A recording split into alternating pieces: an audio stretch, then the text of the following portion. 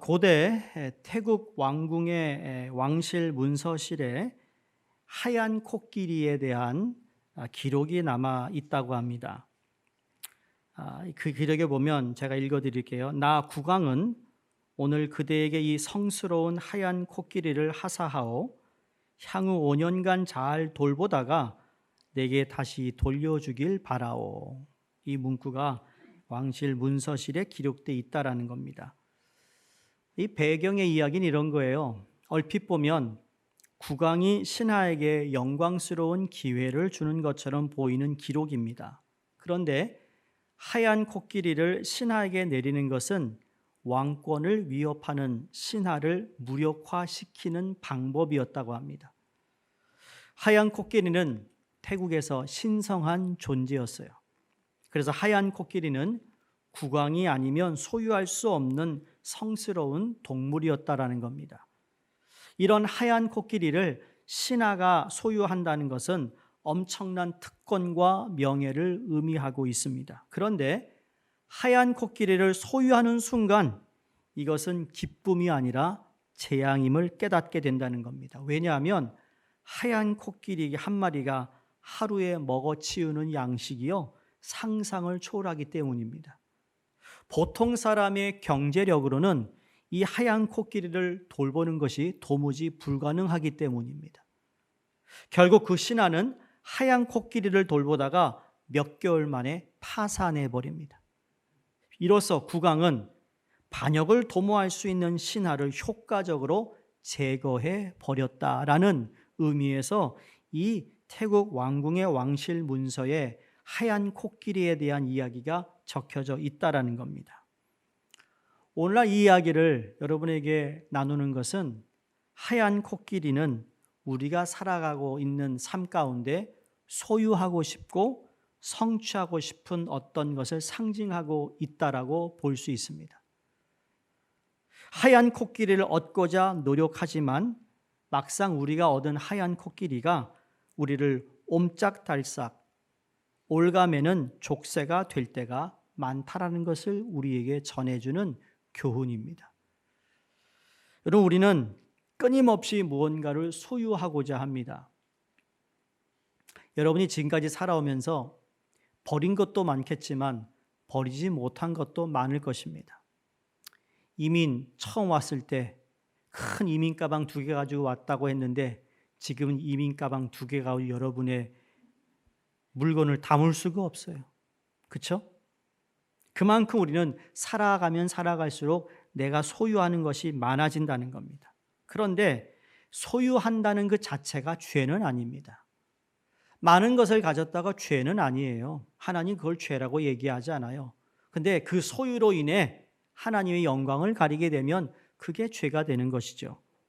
우리는 원하는 것을 얻지 못할 때 불안한 마음을 가집니다.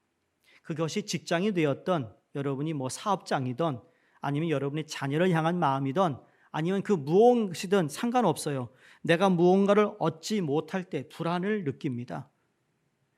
그래서 사람들에게 어떤 인정을 받기 위해 이 사람이 나를 좋아하는가? 이 사람과 나와 사이가 어떤 관계인가? 이런 모든 것들이 다 내가 무언가를 얻지 못할 때 오는 불안감이라는 거죠. 데칼로그라는 책을 쓴 김용규 교수가 이런 말을 합니다. 인간은 탐욕에서 오는 불안 때문에 더욱 탐욕에 매달리는 아이러니한 존재이다. 어떻게 생각하세요? 그렇죠? 탐욕 때문에 불안을 경험하면 그 원인이 되는 탐욕을 다스려야 하는데 우리는 그 불안을 해소하기 위해 더욱 탐욕에 매달리는 아이러니한 이러한 존재로 살아가고 있다라는 말이죠. 하지만 여러분, 이 불안에서 벗어나는 방법이 무엇이라고 생각하세요? 이 불안감에서 내가 원하는 걸 갖지 못하고 소유하지 못해서 불안한데 이것을 벗어날 수 있는 방법이 있을까요? 한 가지 있는 것 같아요. 없는 것에 대해 집착하는 것을 벗어나면 되는 것입니다. 내가 없다라는 것에 집착하지 말란 얘기예요. 없으면 없는 대로 살아가면 되는 거예요. 근데 거기에 집착을 하니까 문제가 생기는 거예요. 집착해서 벗어나면 되거든요. 사랑하는 성도님들, 우리가 캠페인 오늘 세 번째 주일입니다. 끝까지 나를 포기하지 않으시는 하나님의 책을 우리가 함께 읽으면서 야곱의 삶을 우리가 쭉 살펴보았어요. 오늘은 주제가 신앙과 소유인데, 아버지를 속이고 형을 속여 장자권을 가져간 야곱은 결국 자기보다 더 아주 악한 이 사기꾼 삼촌 라반을 만나 호되게 고생을 하는 것을 우리가 보게 됩니다. 그래서 야곱이 결정을 내립니다. 더 이상 이 삼촌과 함께 살아갈 수 없다라는 것을 깨닫고는 야곱이 라반에게 내 아버지 땅 본토로 내가 가겠습니다라고 요청을 합니다. 그게 25절의 내용이에요. 근데 라반이 이 야곱의 이야기를 듣고는 27절에서 28절에 이렇게 말합니다. 라반이 그에게 이르되 여호와께서 너로 말미암아 내게 복 주신 줄을 내가 깨달았노니 내가 나를 사랑스럽게 여기거든 그대로 있으라. 또 이르되 내 품삯을 정하라. 내가 그것을 주리라. 라반은 절대로 호락호락 야곱을 보내려고 하지 않습니다. 이유는 딱 한 가지예요. 라반이 야곱을 볼 때 야곱은 야 너는 황금알을 낳아주는 거위야 이렇게 생각하고 있어요. 황금알을 낳아주는 거위 이야기 아시잖아요. 결국 라반은 야곱을 보내주지 않으려고 합니다. 이유는 딱 한 가지예요. 얘가 돈을 벌어주니까.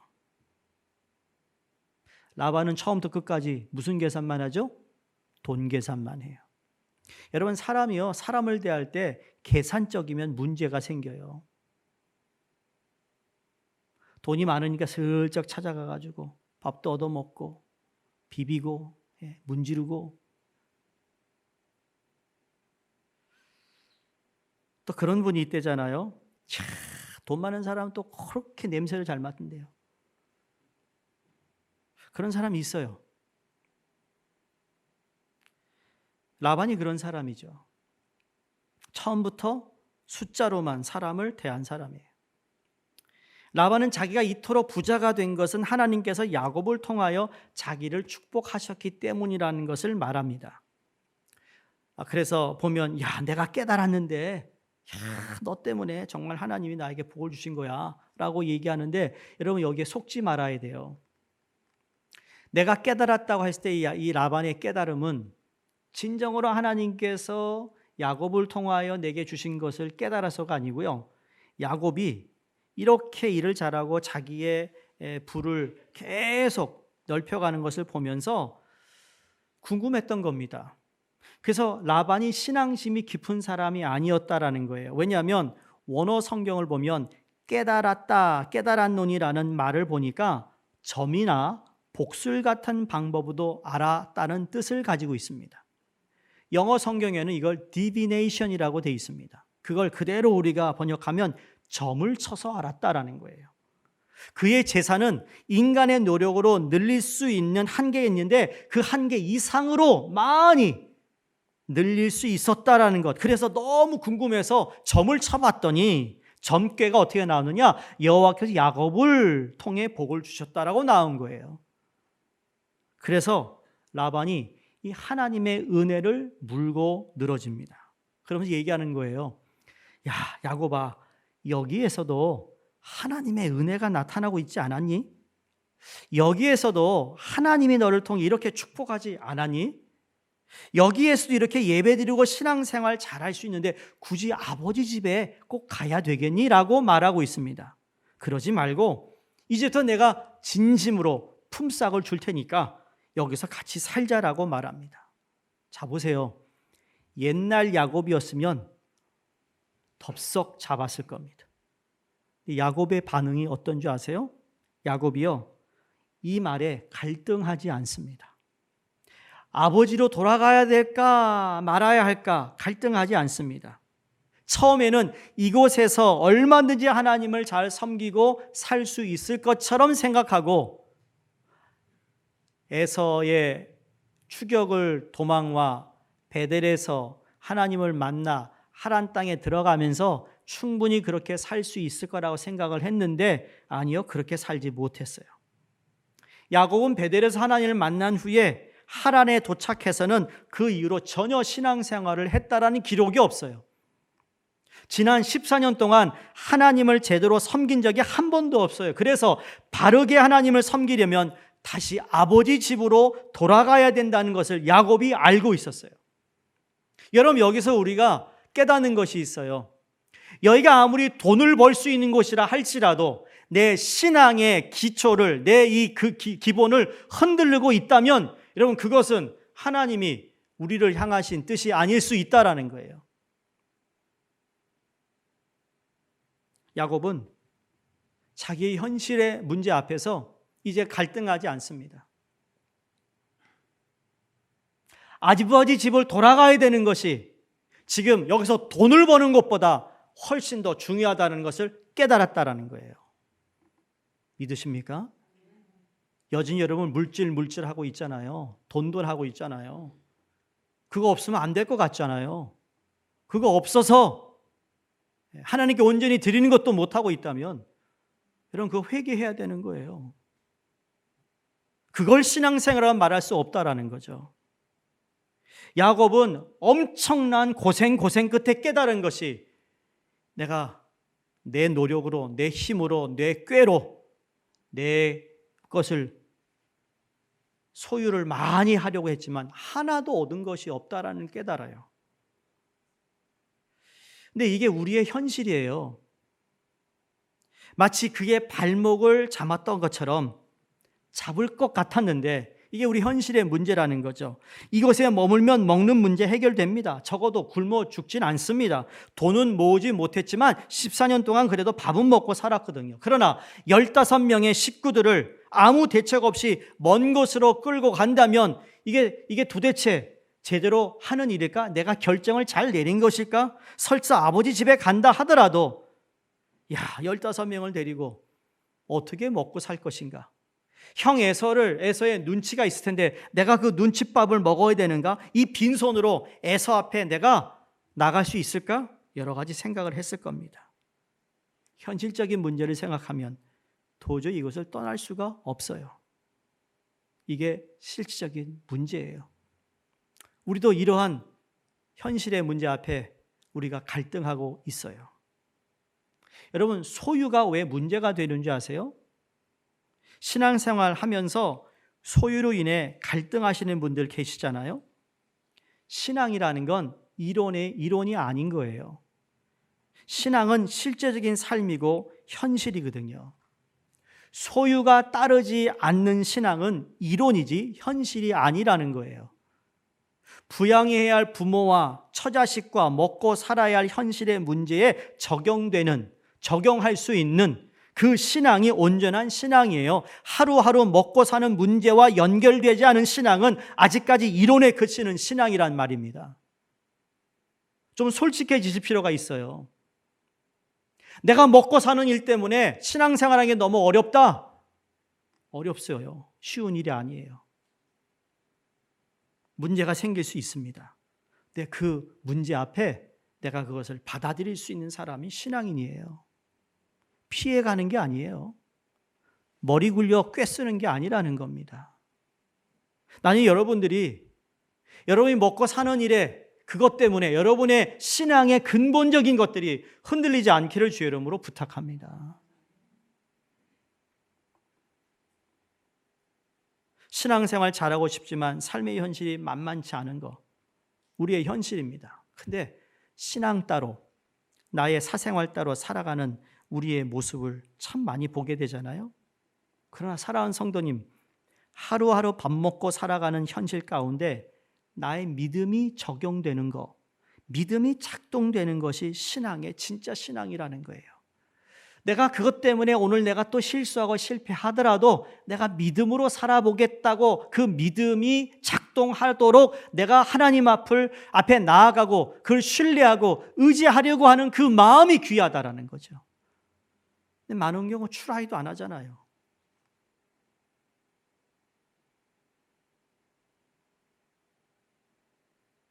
신앙 따로 나의 사생활 따로 있는 것 아닙니다. 제가 훈련반 때 그런 말씀 드리잖아요. 피자 파이가 있습니다. 피자 파이에 큰 라지 파이가 몇 피스가 있죠? 피자 주문 잘하시는 분들 8피스가 있습니다. 여러분 피자가 한 파이라면 한 파이라는 건 우리의 인생이라고 봤을 때 우리의 삶이에요.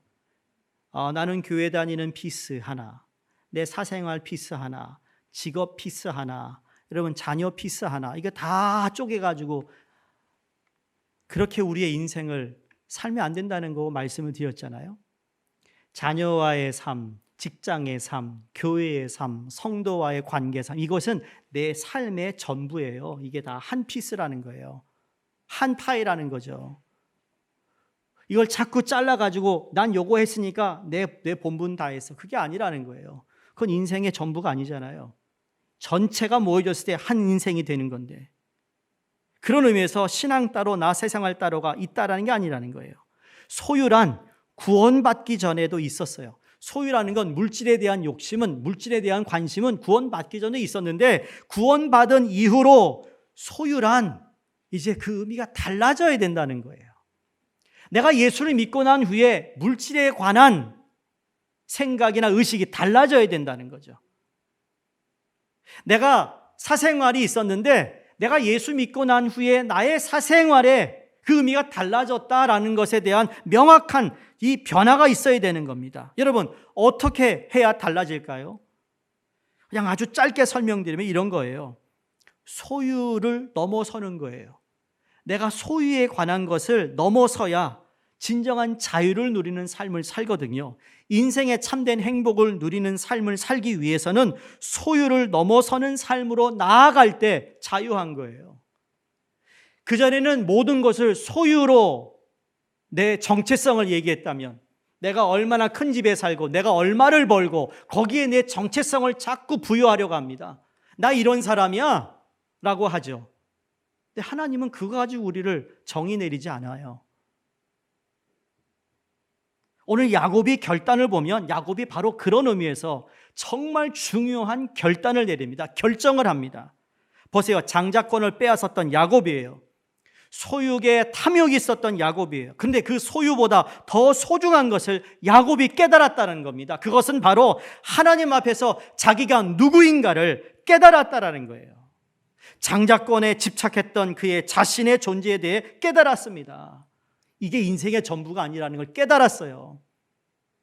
태어나면서 형의 뒷발꿈치를 잡고 나왔던 야곱이 말이죠. 형의 장자권에 탐욕이 있어서 아버지 속이고 형을 속이고 도망와 고생해서 그 삼촌 땅에서 자기가 좋아하는 여자를 위해서 여러분 14년을 일했어요. 얼마나 대단한 사람이에요. 근데 얻은 게 하나도 없어요. 자기 게 없다고요. 지금 그걸로 자기의 삶에 미닝을, 정의를 내려고 했는데 소용없더라는 거예요. 언제 깨달았어요?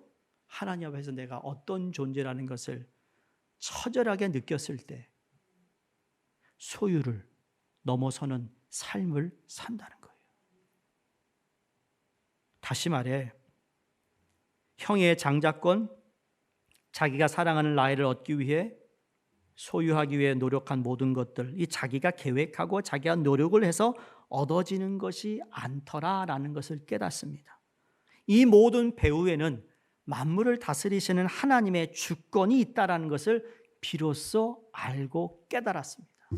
성도님들, 지금 여러분의 삶, 진행되고 있는 일들, 여러분이 가지고 있던 많던 적던 상관없이 내 배후에서 나를 위해 일하고 계시는 하나님이 있다라는 것을 믿으시기 바랍니다. 그걸 깨달을 때 하나님의 은혜가 몰려오는 거라고 전 믿어요. 제가 어제도 새벽 예배 때 설교했지만 풍랑이 문제가 아니라고 그랬어요. 배를 타고 안에 풍랑을 만나요. 제자들이 그냥 허겁지겁 큰일 났습니다. 잠자는 예수님을 깨워서 풍랑인데 지금 여기서 뭐 하시는 겁니까? 왜 잠만 자고 있습니까? 우리가 이렇게 침몰할 줄 모르는데 뭐 하십니까? 라고 물었던 예수님이 그 풍랑을 잠잠케 하시면서 하신 말씀이 너희가 어찌 믿음이 없느냐 꾸짖으셨어요. 문제가 풍랑이 아니에요. 믿음 없는 것이 문제라고 얘기하고 있어요. 소유가 있고 없고가 문제가 아니에요. 너 나를 믿지 못하고 있는 게 문제라는 거예요. 성도님들, 우리 예수 믿는데 제대로 믿었으면 좋겠습니다. 진짜로 제대로 믿었으면 좋겠습니다. 껍데기는 가야 합니다. 껍데기는 다 벗어버려야 됩니다. 껍데기를 벗겨봐야 그 알맹이가 진짜 있는지 없는지를 알거든요. 그래서 껍데기는 가라예요. 껍데기는 가라. 언제 내가 설교할 거니까요. 주제, 껍데기는 가라. 여러분이 누구인지 알고 계신가요? 여러분의 존재에 대한 확신이 있으십니까? 야곱 같은 사람도 포기하지 않으시고 끝까지 사랑하시는 하나님께서 여러분과 저를 사랑하시고 우리를 위해 아들 예수님을 보내주셔서 우리가 구원을 얻었어요. 구원받은 자들만이 누릴 수 있는 특권을 우리에게 주셨습니다. 그 말은 우리의 신분이 변했다고 우리는 알고 있습니다. 그래서 우리는 죄에 있던 자들이 이제 빛의 의의 자녀가 되었어요. 신분의 변화예요. 여러분, 변한 신분으로 이 세상에서 더 이상 비겁하게 살지 말고 비굴하게 사는 것이 아니라 당당하게 살아갈 수 있는 존재가 되었다는 이 확신이 우리에게 있기를 간절히 바랍니다.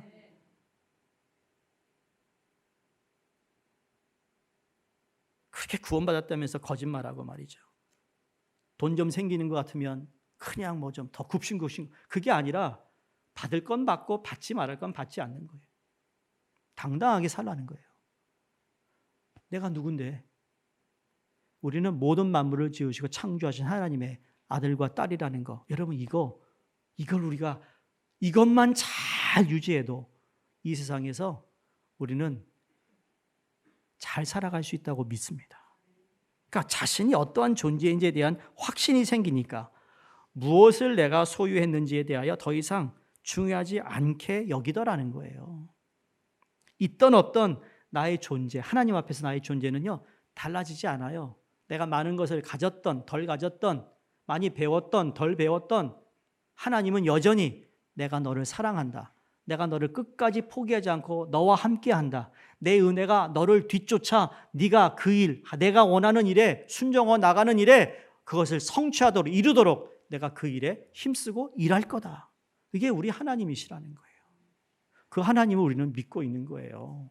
제발 하나님을요, 내 눈높이 하나님으로 여러분 보지 않기를 바랍니다. 그분은 큰 분이에요. 그러게 여러분 교회를 우습게 여기면 안 된다는 거예요. 그 예수님의 보혈로 세운 교회예요.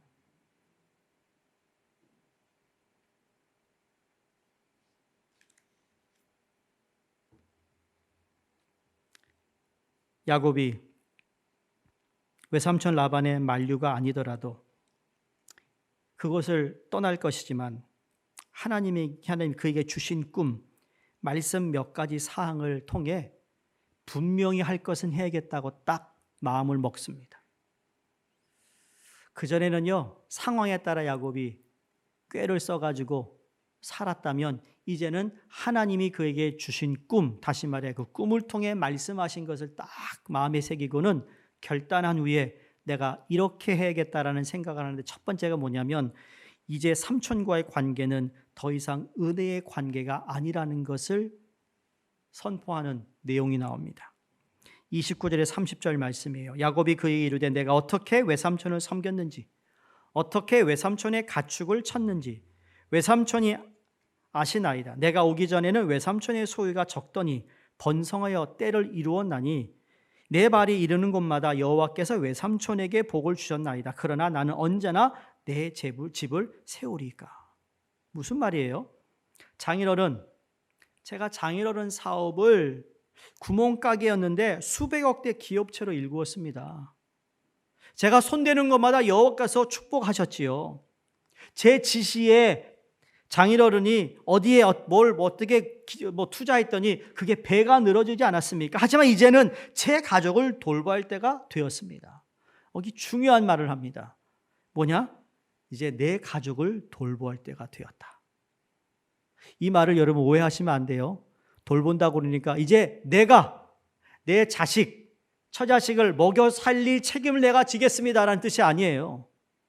지금까지 내가 헛되게 살아왔는데 앞으로 내 가족을 하나님의 말씀 앞에 제대로 세워가는 가정으로 살기 위해서는 삼촌, 내가 이 땅을 떠나야 됩니다. 였습니다. 여러분, 그런 결단 언제 해보셨어요? 더 이상 이런 모습으로 내 가족이 살아가면 안 되겠구나. 내 자녀들이 이런 모습으로 이렇게 계속 방황하는 삶을 살면 안 되기 위해 내가 떠나야겠구나. 내가 지금 안주하고 있는 땅을 떠나 이제 하나님께서 원하시는 그 가정을 세우기 위해 내가 이제 뭔가 해야 됩니다라는 결단을 야곱이 한 거예요. 저는 이 결단이 여러분의 있기를 간절히 바랍니다. 이제 내 가족을 돌볼 때가 되었어요. 여러분, 이민 생활 가운데 가장 아픈 게 뭔지 아세요? 어린 자녀들이 열심히 엄마 아빠 따라 교회 나오잖아요. 근데 어느 순간 되면 엄마 아빠 따라 교회에 나오지 않는 나이가 될 때 여러분, 그들이 스스로 교회를 가야겠다라는 생각을 가져야 되는데 그것마저도 갖지 못한다면 여러분, 우리는 가족을 잘 돌봤다고 말할 수가 없어요. 이게 이민교회의 아픔이에요.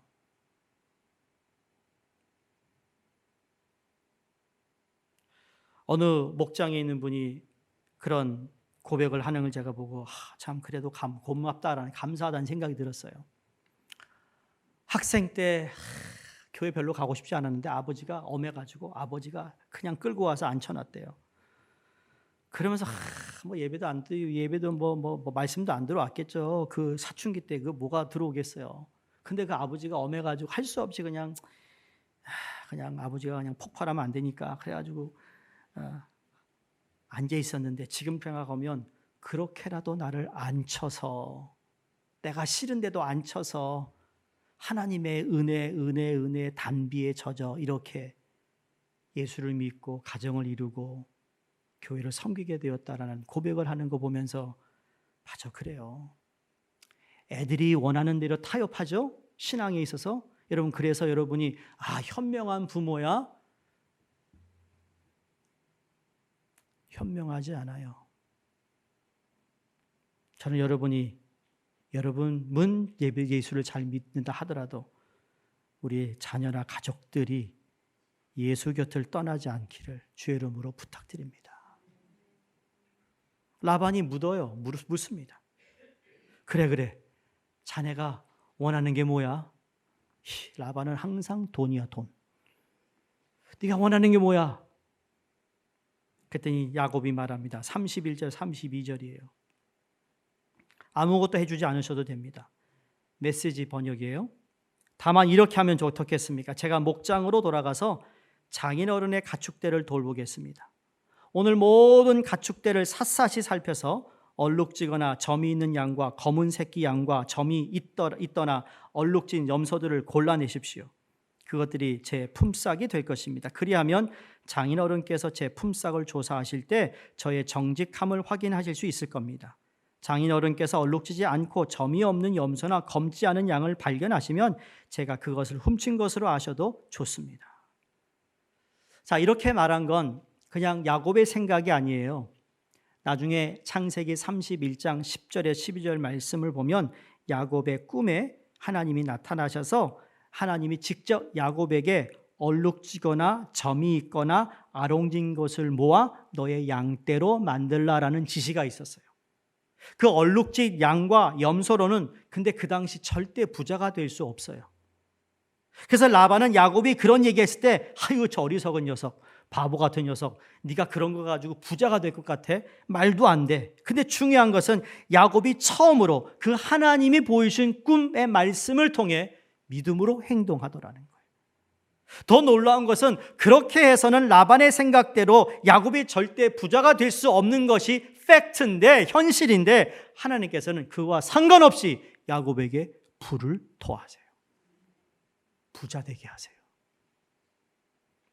왜 그렇죠? 결단했거든요. 믿음의 순종을 보여주었어요. 그러니 라반이 한술 더 뜹니다.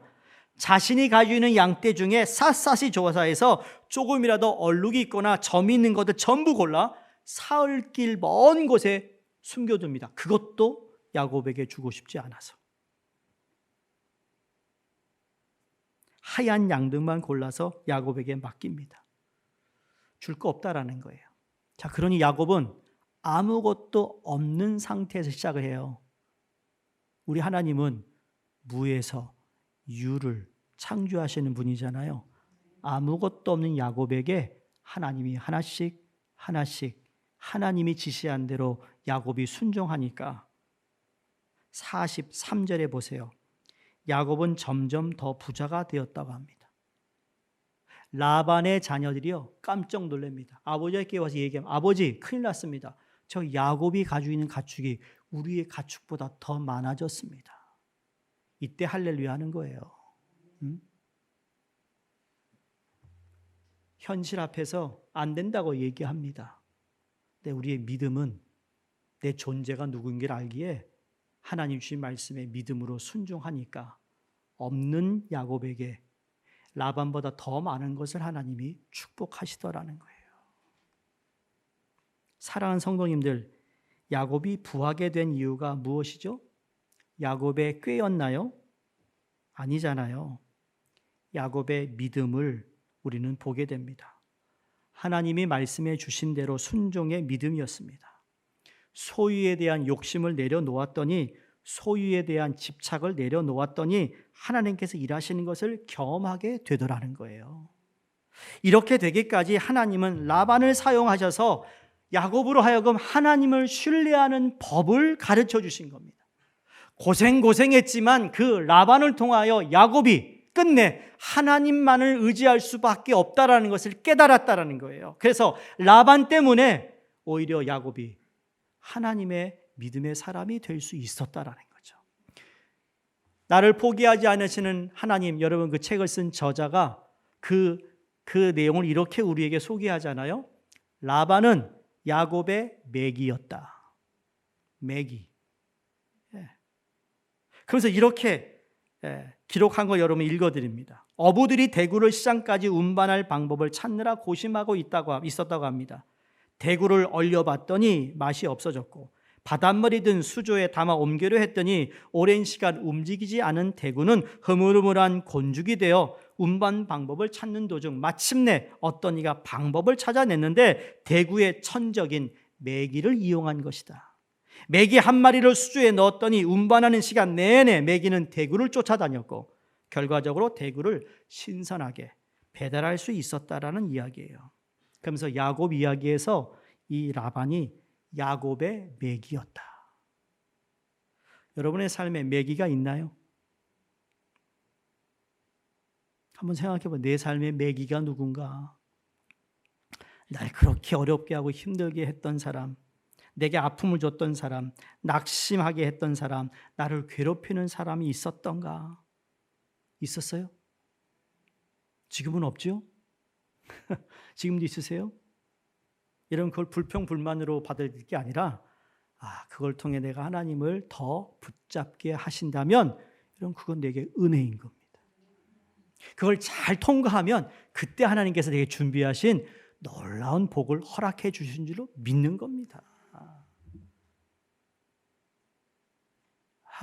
못 살겠어요. 쟤 때문에. 맞아요. 못 살겠어요. 하나님이 야곱에게 하신 말씀처럼 여러분에게 지금 아마 이렇게 말씀하실지도 모릅니다. 얘야, 내가 다 알고 있다. 나도 다 들었다. 나도 다 보았다. 그런 조작, 그 불공평함, 그런 비난하는 말, 부정적인 소문, 야, 내 감정이나 이 미래를, 이 묵살하는 그거 내가 알고 있다. 나는 그런데 너의 이런 현실을 이용해 너를 훈련하고 있단다. 너 훈련 좀 받아야 되지 않니? 그렇게 가다가는 그냥 흐물흐물한 대구 말이에요. 이것도 쓸모없는 눈동자 색깔 변한 그런 기독교인이 되면 안 된다는 거예요. 정신 차려야죠. 그래서 히브리서 12장 8절 10절에 메시지 번역이 이렇게 얘기합니다. 여러분이 겪는 이 고난은 벌이 아니라 자녀라면 당연히 겪게 마련인 훈련입니다.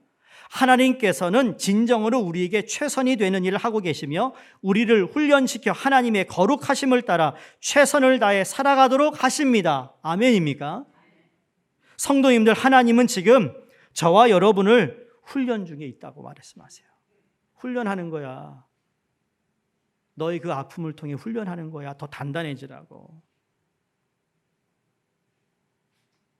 삶의 의미를 소유해서 찾는 사람들은 가진 것을 빼앗기는 고난 앞에서 철저하게 무너져요. 삶의 행복을 소유해서 발견하고자 했던 사람은 어느 순간 움켜쥔 것이 손에서 빠져나가면 모래와 같다는 사실을 발견할 때 낭패감에 시달려요. 삶의 기반을 소유 위에 놓았던 사람들은 빼앗기는 고난 앞에서 삶이 온통 흔들려요. 하지만 인생의 행복을 소유를 넘어 존재에서 찾고자 하는 사람은 고난 속에서도 흔들리지 않고 그 터전을 붙잡고 있어요. 왜? 내가 누구인가를 알기 때문이죠. 소유를 넘어 존재로 나아간다는 것은 하나님 안에 있는 나를 발견하는 것이에요. 그 하나님은 나를 창조하셨고 그 하나님은 나를 구원하셨고 그 하나님은 나의 삶을 인도하시는 분이기 때문에 하나님은 나의 존재의 근원이 되시는 분이잖아요. 소유를 넘어 존재로 나아간다는 것은 우리는 우리의 존재의 근원이 되시는 하나님을 붙잡는단 말이에요. 그때 우리는 흔들리지 않는 삶의 터전을 붙들 수 있으며 하나님 안에서 내 인생의 참 행복을 발견하게 되는 줄로 믿습니다. 마태복음 6장 24절에 예수님이 이렇게 말해요. 물어요. 너희가 선택해라. 소유니 하나님이니 선택해라 그럽니다. 소유냐 하나님이냐라고 선택하라고 얘기합니다. 어쩌면 오늘 이 아침에 하나님 여러분에게 묻고 있습니다. 너 소유니 아니면 나니? 라고 묻습니다. 교과서 대답을 알죠? 여러분 교과서 대답하지 말고요. 네, 진심이 뭔지 한번 대답해 보라고요. 너 그 문제니 아니 나니? 내가 소유한 모든 것, 그것이 생업이 되었든 사랑하는 배우자와 자식이 되었든 육신의 보금자리인 집이 되었든 하나님이 나에게 허락하신 은혜요 축복이라는 사실을 인정하면서 또 아직도 하나님께 온전히 드려야 할 물질을 드리지 못하고 움켜쥐고 있거나 현실적인 삶에 쪼달린다는 생각으로 하나님께 드리지 못하고 있다면 야곱이 믿음으로 하나님의 말씀에 순종하였을 때 하나님이 그에게 허락하신 놀라운 축복을 여러분 기억할 수 있기를 바랍니다. 야곱이 믿음으로 하나님께 돌아오기를 끝까지 기다리시고 그를 훈련하셨던 하나님께서 오늘 저와 여러분의 삶에 필요를 채워주시고 인도하시는 분임 또한 믿으시기를 바랍니다. 인정하시기 바랍니다. 그리고 여유를 좀 가지세요. 혹 나에게 고통을 주었던 사람에게 무언가 보여주기 위해 성공하려 들지 마세요. 그렇게 하면 신앙이 얼어붙게 된다는 걸 아셔야 됩니다. 신앙이 얼어붙으면 하늘 문이 열리지 않아요. 기도가 통하지 않는 거예요. 그러면서 무슨 기도의 응답을 기다리겠어요? 하나님께서 이 현실 가운데 나와 함께 하시면 내가 이렇게 어려운 상황에서도 그분이 이기게 하신다. 그분이 문을 여신다. 문이 아무리 좁아도 문은 열린다. 그것이 막혀 있어도 하나님은 뚫으실 것이다. 라는 생각뿐만 아니라 믿음으로 나아가시는 여러분이 되시기를 주의 이름으로 축원드립니다. 기도하겠습니다.